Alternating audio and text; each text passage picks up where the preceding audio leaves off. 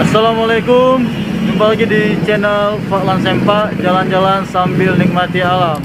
Oke guys, jadi hari ini kita lagi ada di, tunggu ya, saya baca dulu karena saya nggak tahu namanya nih, di Chong Afif Mansion, rumah Cina nih. Ya, kita akan melihat lokasi ke dalamnya. Oke, let's go. A few inches later. Dari mana bang kalau boleh tahu? Aceh. Aceh. Ya. Jadi selamat datang bang di Chong Afif Mansion.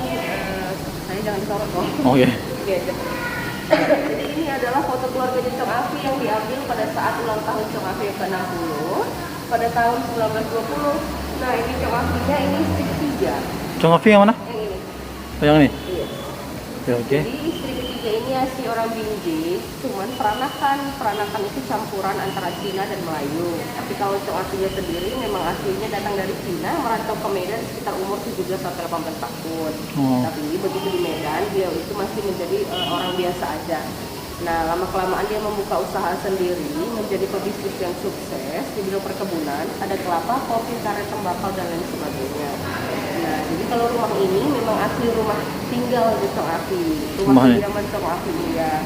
Dan rumah ini hadiah untuk istri ketiga. Nah, seluruh foto yang ada di sini hanya foto dari istri ketiga dan keturunan dari istri ketiga aja. Jadi dari istri ketiga ini, beliau punya anak 7 orang, 5 laki-laki, 2 perempuan. Nah, ini anak pertama nih bang, ini anak pertama, ini suami dari anak pertama, ini anak kedua, ini anak ketiga, anak keempat, anak kelima, anak keenam, dan anak ketujuh. Nah, selebihnya keluarga dan kerabat aja dari istri ketiga dan Chong Afif sendiri. Nah, sebelah itu bang, ini foto Chong Afif waktu umur 40 tahun. Ini foto Chong Afif? Iya, ini 40, itu 60. Yes. Oke, ini ruangan apa nih kak? Ini ruang tamu. Ruang tamu? Ini ruang tamu pertama, nuansanya Melayu. Sengaja dibuat warna kuning karena kan Melayu kan identik kuning dan hijau. Yeah. Nah, ruang tamu pertama ini untuk menyambut tamu yang datang dari Kesultanan, khususnya Sultan Delhi yang ke-9 pada saat itu. Ini ya? Ini Sultan Delhi ke-9. Oke. Jadi semua boleh foto ya bang? Oke kak.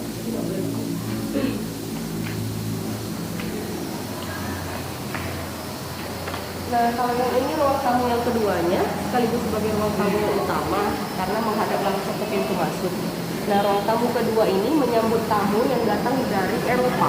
Eropa di sini. Betul. Meskipun barang-barang yang dipakai ini masih asli dari Cina, bang. Ini kayunya asli dari Cina. Ini marmer dan ini kulit kerang. Apa? Kulit kerang. Yang mana? Oh nih. Oh. Ya. Dan ini partisi pembatas TV-nya ini juga masih asli dari Cina.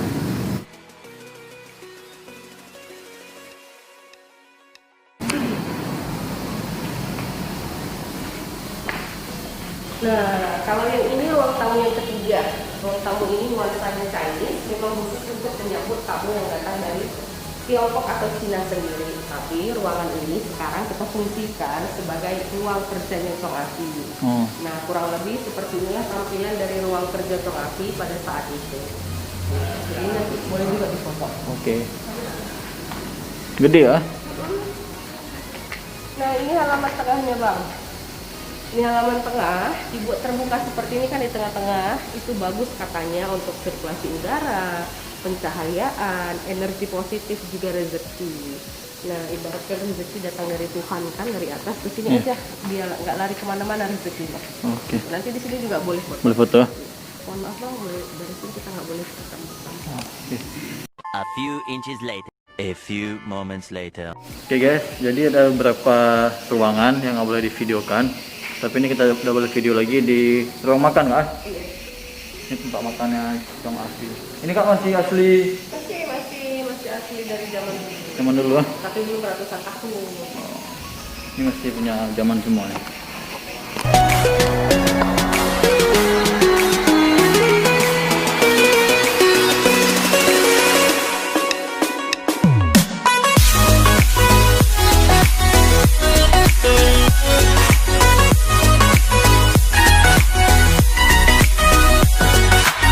Halo guys, jadi ini kita lagi ada di ruangannya anak Chong Rafi yang kelima, namanya Chong Sechin.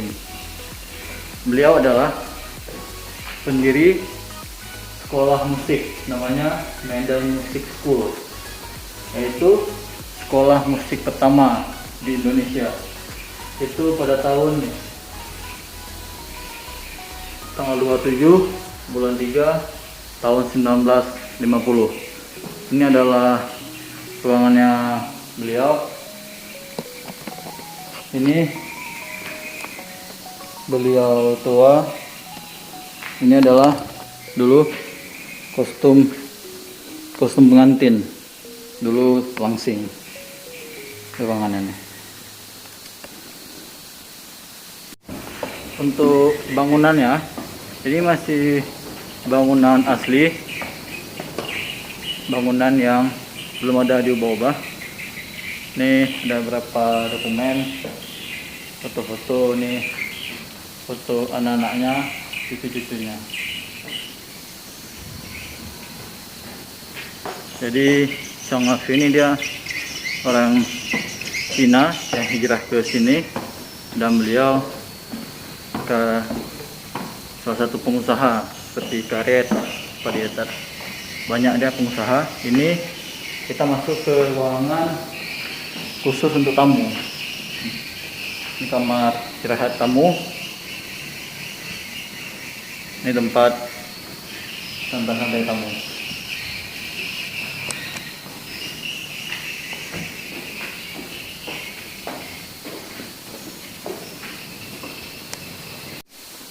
Ini juga kamar dari anaknya. Jadi orang dulu tuh kamarnya luas, gede-gede. Oke guys, ini kita lagi ada di ballroom ya. Ini tempat dansa, tempat dance-nya. Kan tadi anaknya yang ada buka sekolah musik dan pemusik. Jadi di sini di tempat main alat musiknya, dan di sini tempat dansanya. Oke, ini kita melihat ke luar ruangan. Jadi untuk ruangannya ini cukup luas.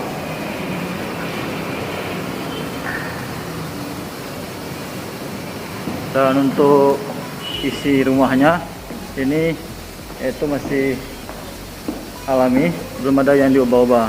Dan tadi kenapa ada empat ruangan yang nggak boleh kita masuk, yaitu ruangan sholat atas bawah, ruangan tempat tidurnya Chong Afi, sama satu lagi tempat dokumentasi. Ini juga makamnya Chong Afi di Pulau Breyan, itu sekitaran 1 jam dari kota Medan. Wafatnya di Medan tanggal 4/19/21. Jadi ini silsilahnya Family Tree of Chong Afi, banyak nih. Jadi di sini ada yang dibuat apa nih? Salib ini ketangannya udah meninggal. Sedangkan yang ada salib berarti ini masih ada nih. Ini cucu-cucunya nih. Ini adalah proses pemakamannya.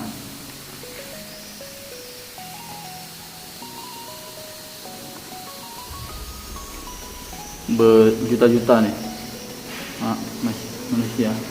Ini apa nih? Testamen.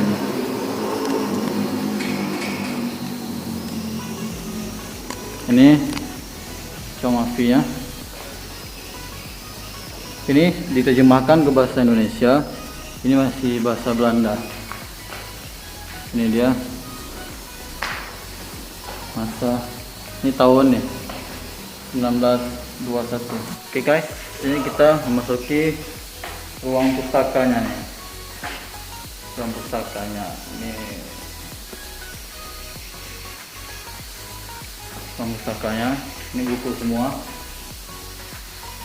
Ya, untuk ininya ini masih asli nih, dari Cina. Ini koper zaman dulu, dan semua isi-isinya memang masih yang asli. Dan ini ada sumur zaman dulu. Ini dari awal sampai saat ini masih digunakan, tapi ininya sudah nggak bisa lagi, sudah menggunakan sanyo. Kita menuju ke dapurnya. Oke. Nah, ini untuk dapur tempat masak. Ini sudah batu.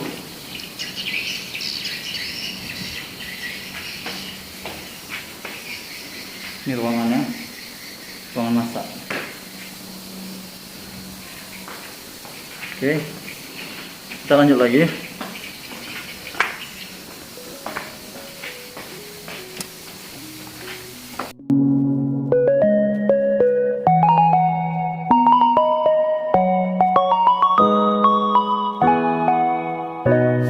Oke guys, jadi di ruang tengah ini sengaja nggak dikosongin. Nah,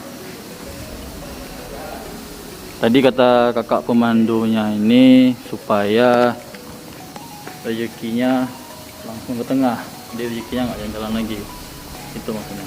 Ya, kita akan back, bye. Oke guys, kita akan pulang.